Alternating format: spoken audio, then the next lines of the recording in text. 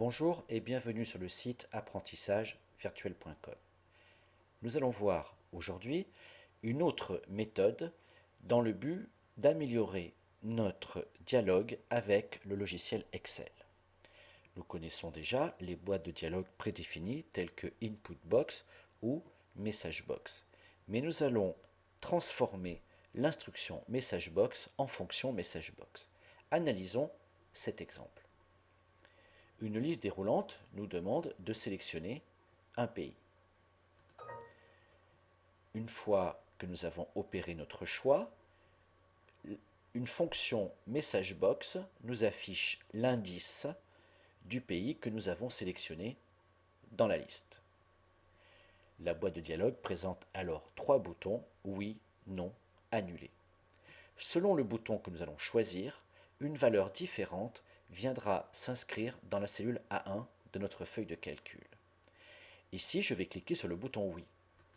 Je vois alors la cellule A1 affectée de la valeur 6. Prenons un second exemple. Je vais choisir un autre pays et je vais cliquer sur le bouton non. C'est alors la valeur 7 qui s'affiche dans la cellule A1. Dernier exemple, choisissons un troisième pays et cliquons sur le bouton annuler. Nous voyons alors la cellule A1 affectée de la valeur 2. Essayons de comprendre le mécanisme. Onglet développeur, bouton visuel basique. Nous nous trouvons à l'intérieur de notre macro commande.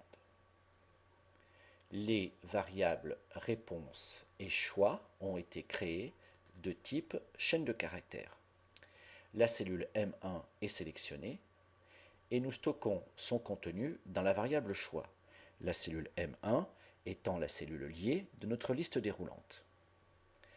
Ensuite, nous voyons que le message box n'agit pas comme une simple instruction, mais comme une fonction, dans le sens où le résultat produit par l'utilisateur sera stocké dans la variable réponse.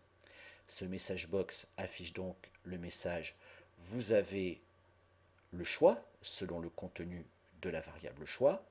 Rappelons que l'instruction CHR13 a seulement pour objet de pouvoir écrire sur plusieurs lignes dans une boîte de dialogue.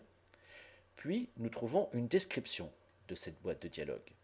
VB Yes No Cancel nous indique que la boîte est constituée de trois boutons.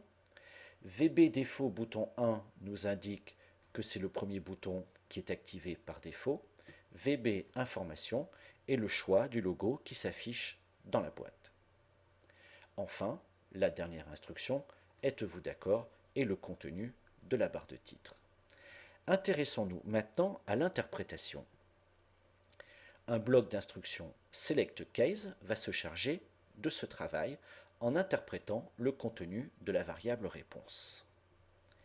Selon le bouton que vous avez choisi, la variable réponse a été incrémentée d'une valeur constante. Cette valeur constante peut être de type numérique ou alpha. Par exemple, si vous avez cliqué sur le bouton oui, elle contient la valeur VBS ou la valeur 6. Si vous avez cliqué sur le bouton non, alors elle contient VBNO ou la valeur 7.